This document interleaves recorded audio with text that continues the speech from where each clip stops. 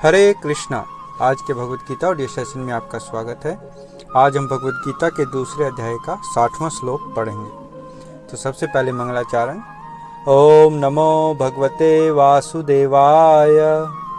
ओम नमो भगवते वासुदेवाय।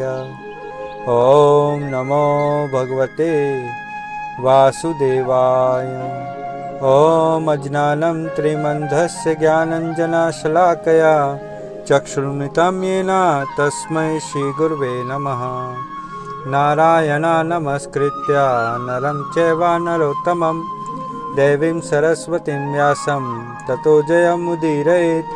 नष्टप्रायशव भद्रेषु नित्यं भागवत सेवया भगवती उत्तम श्लोके भक्तिर्भवति नैष्ठिकी। हरे कृष्ण कृष्ण कृष्ण हरे हरे, हरे राम राम राम हरे हरे। जय शिला प्रपात की जय, शिला गुरुदेव की जय, कृष्ण बलराम की जय, श्री वृंदावन धाम की जय, नित्य गौर प्रेमानंदे हरि हरि बोल। हरे कृष्णा। तो आज का हमारा श्लोक है श्लोक संख्या अध्याय 2 श्लोक संख्या 60। यततो हयपि कौन्तेया पुरुषस्य विपश्चितः इंद्रियाणि प्रमाथीनि हरन्ति परसभं मनः। भावार्थ और तात्पर्य जगतगुरु शिला प्रपात के द्वारा। जगतगुरु शिला प्रपात की जय। भावार्थ। हे अर्जुन, इंद्रियां इतनी प्रबल तथा वेगवान हैं कि वे उस विवेकी पुरुष के मन को भी बलपूर्वक हर लेती हैं जो उन्हें वश में करने का प्रयत्न करता है। जय। तो यहाँ भगवान जो इंद्रियों को कैसे नियंत्रित करना है उसी कड़ी में यह श्लोक अर्जुन को बता रहे हैं कि इंद्रियां कितनी बलवान हैं और कितना उनका वेग है कि जो व्यक्ति उनको योग के द्वारा कंट्रोल करने की कोशिश करता है उसके भी वो वश में नहीं होती। तात्पर्य पढ़ते हैं। तात्पर्य। अनेक विद्वान ऋषि, दार्शनिक तथा आध्यात्मवादी इंद्रियों को वश में करने का प्रयत्न करते हैं, किंतु उनमें से बड़ा भी कभी कभी विचलित मन के कारण इंद्रिय भोग का लक्ष्य बन जाता है। यहाँ तक कि विश्वामित्र जैसे महर्षि तथा पूर्ण योगी को भी मेनका के साथ विषय भोग में प्रवृत्त होना पड़ा, यद्यपि वे इंद्रिय निग्रह के लिए कठिन तपस्या तथा योग कर रहे थे। विश्व इतिहास में इसी तरह के अनेक दृष्टांत हैं। अतः पूर्णतः कृष्ण भावना भवित हुए बिना मन तथा इंद्रियों को वश में कर सकना अत्यंत कठिन है। मन को कृष्ण में लगाए बिना मनुष्य ऐसे भौतिक कार्यों को बंद नहीं कर सकता। परम साधु तथा भक्त यमुनाचार्य ने एक व्यवहारिक उदाहरण प्रस्तुत किया है। वे कहते हैं, यद्वधि मम चेतः कृष्ण पदारविंदे नवन्वर्षधामन्युद्धतं रतुमासीत् तद्विधि बात नारी संगमे स्मर्यामने भवति मुख विकारः सुष्ठु निष्ठिवान वनम च। अर्थात जब से मेरा मन भगवान कृष्ण के चरणाविंदों की सेवा में लग गया है और जब से मैं नित्य नव दिव्य रस का अनुभव करता रहता हूँ, तब से स्त्री संग का विचार आते ही मेरा मन उधर से फिर जाता है और मैं ऐसे विचार पर थू थू करता हूँ।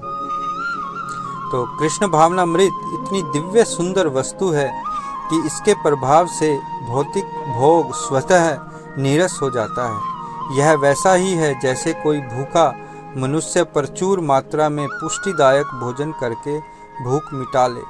महाराज अम्बरीश भी परम योगी दुर्वासा मुनि पर इसलिए विजय पा सके क्योंकि उनका मन निरंतर कृष्ण भावनामृत में लगा रहता था। सवय मनः कृष्ण पदारविंदयोः वचांसि वैकुंठ गुणानुवर्णने। जय शिला प्रपात की जय। तो यहाँ शिला प्रपात ने तात्पर्य में जो इंद्रियों का वेग है वो कितना प्रबल है उसके विषय में चर्चा की। तो इन विषयों पर हम कुछ और चर्चा करते हैं कि हम इंद्रियों का दमन योग के द्वारा कर सकते हैं और फिर भी इंद्रिय भोग का शिकार हो सकते हैं।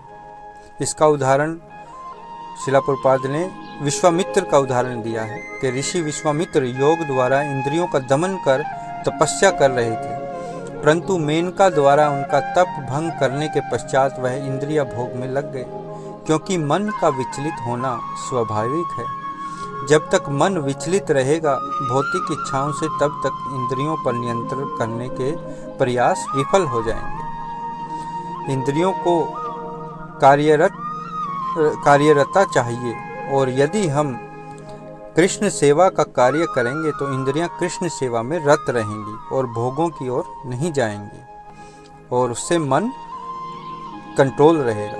क्योंकि मन तो इतना चंचल है कि आगे आने वाले अध्याय में अर्जुन भगवान से पूछेगा कि मन को कंट्रोल करना तो हवा को अपने वश में करने के से भी कठिन है, क्योंकि मन इतना चंचल है।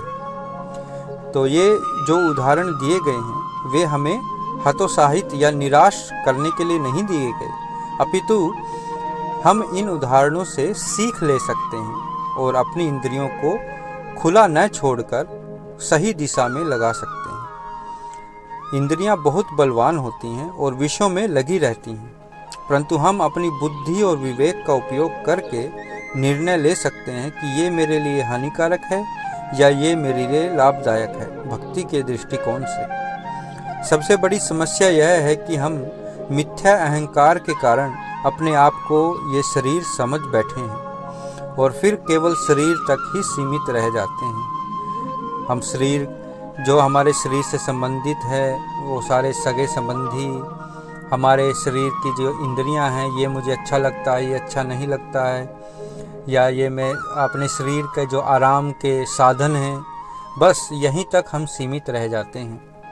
हम यह शरीर नहीं अपितु जीवात्मा है। यही आध्यात्मिकता की पहली सीढ़ी है।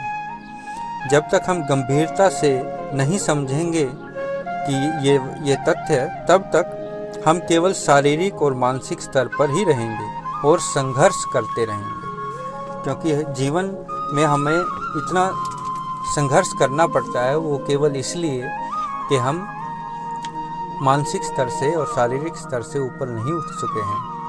और जब तक हम यह तथ्य गंभीरतापूर्वक नहीं समझेंगे कि हम यह शरीर नहीं अपितु जीवात्मा हैं, और जीवात्मा होने के कारण हमारा क्या धर्म है, हमारा क्या कार्यकलाप होना चाहिए, वो जब तक हमारे समझ में नहीं आएगा गंभीरता से, तब तक हम यूं ही संघर्ष करते रहेंगे। तो इस श्लोक का यही तात्पर्य है कि इंद्रियों का वेग बहुत बलवान है, जिससे कि हम केवल और केवल भक्ति के द्वारा ही पार पा सकते हैं। तो आज के लिए इतना ही। अपने प्रश्न और टिप्पणियां मेरे YouTube पर के कमेंट बॉक्स में और व्हाट्सएप पर जरूर छोड़ें। हरे कृष्णा। धन्यवाद।